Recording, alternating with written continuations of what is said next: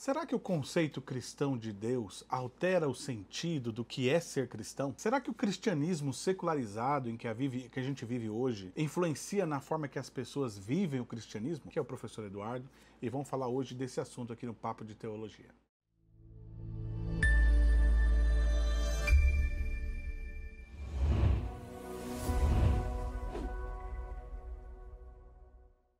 Agora, quando a gente olha esse conceito, a primeira coisa que a gente pensa é o que é ser cristão e como esse conceito se firma na nossa sociedade. O conceito de como ser cristão é algo que vem sendo formado historicamente. E hoje, quando nós olhamos para o conceito hoje, acabou se tornando algo meio confuso, complexo e com muitos cristianismos. Alguns cristianismos assim totalmente amorfos, com uma forma totalmente dissidente e fora do contexto do que era o cristianismo bíblico. Eu geralmente quando participo de congressos ou discussões com alguns colegas sobre cristianismo e cultura, sobre os cristianismos, eu sempre tento chamar a atenção à grande diferença que há entre o cristianismo vivenciado pela comunidade bíblica e o cristianismo de hoje. Quando você estuda, é possível entender, olhando o texto bíblico, que há muita diferença. Mas o que trouxe isso? De cara, eu vou falar para você que os cristãos nem eram chamados de cristãos. A comunidade dos que seguiam a Jesus, a comunidade dos seguidores de Jesus, eles vão ser chamados de cristãos como se fosse uma difamação.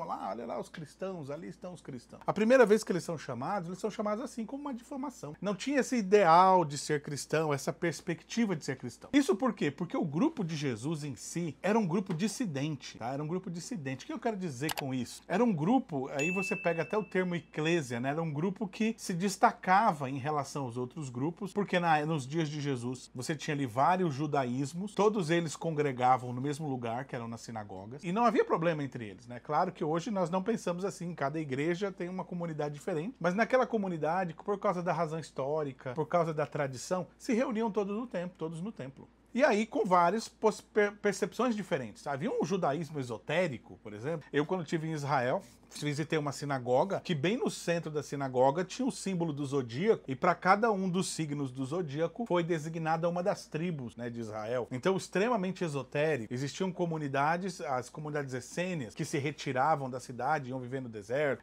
comunidades que buscavam interesses políticos, como eram os saduceus, que eram sacerdotes, ou os fariseus, né, que eram dois grupos ali que acabaram trabalhando ou do lado ou contrário ao Império Romano. Havia vários tipos de judaísmo. E um desses judaísmos foi o cristianismo, que era o judaísmo messiânico, era aqueles que criam no Messias. Mas eles eram muito dissidentes em relação aos outros. De cara, quando você pega Jesus, é muito crítico. Os evangelhos apresentam um cristianismo muito crítico aos rituais, crítico à cultura, crítico à teologia. E isso fez com que a comunidade meio que se afastasse dos cristãos. Porque esses judeus que acreditavam que Jesus era o Messias, eles tinham essa postura mais radical. Mas não era uma postura radical sem sentido. Era um radicalismo consciente, sabe? Que percebia que haviam excessos de ritualismo que precisavam ser questionados. Percebiam que a religião, ela tinha se transformado em algo vazio e sem sentido e precisava buscar sentido. Então havia toda essa crítica da comunidade de Jesus. Quando você olha os evangelhos, em vários momentos, os evangelhos estão questionando a ética, a cultura, a vida e levando eles a entender uma percepção diferente. Levando eles a entender que o relacionamento com Deus era muito maior do que o que a religião acabava limitando. Diante disso daí, a gente vê hoje uma superficialização. Essa superficialização é um processo, gente, que começa já desde a igreja primitiva. Desde os dias de Jesus, por exemplo,